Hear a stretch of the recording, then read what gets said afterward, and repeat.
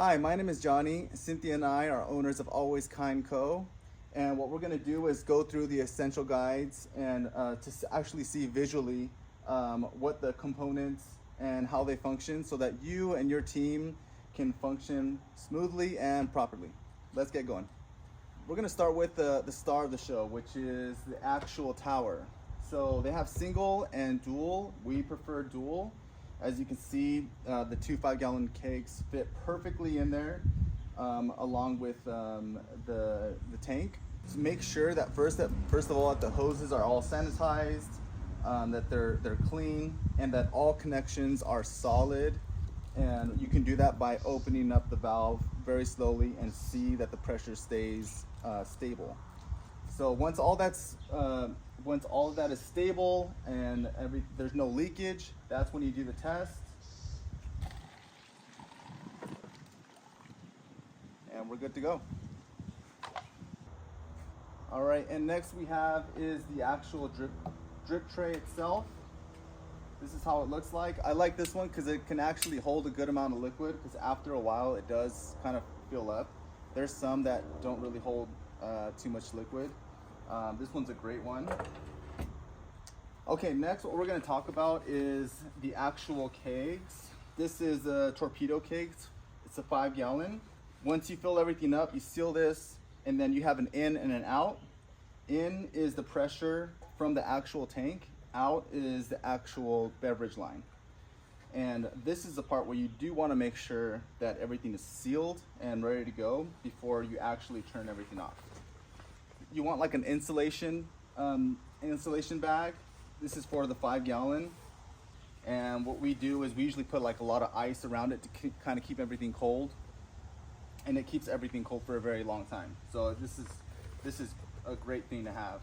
Tank, you have the tank here, and then you have the pressure regulator. There's two items here.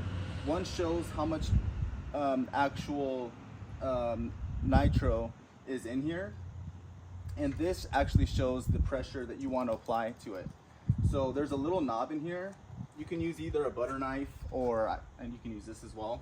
But what you do is you just turn it clockwise until you start seeing it move up. That means the actual pressure is building up.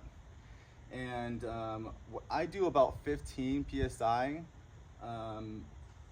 It might be a little bit more if the liquid's a little thicker, you know, like chai, anything with milk, probably like maybe just a little bit more.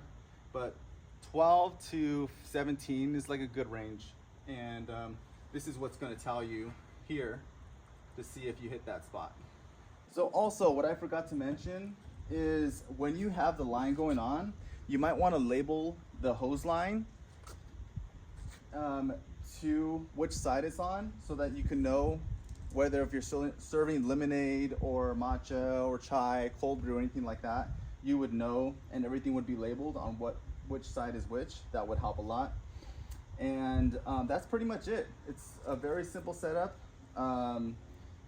Obviously, just by closing it off, what you do is you tighten the main valve and then loosening up the pressure there. So once it goes back to 0, now you know that no gas is coming through. And then to release gas, there's a little ring here. You just pull this out.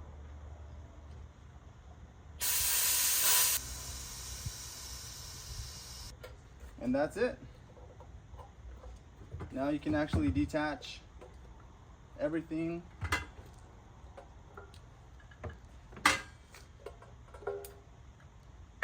If you need to refill again, just open this up, refill it back in, close, put everything, put the pressure back in and the line back in. So that's pretty much the end of it. Honestly, the key is the first couple times it's gonna feel like you have to look at it, make sure you do everything from A to Z.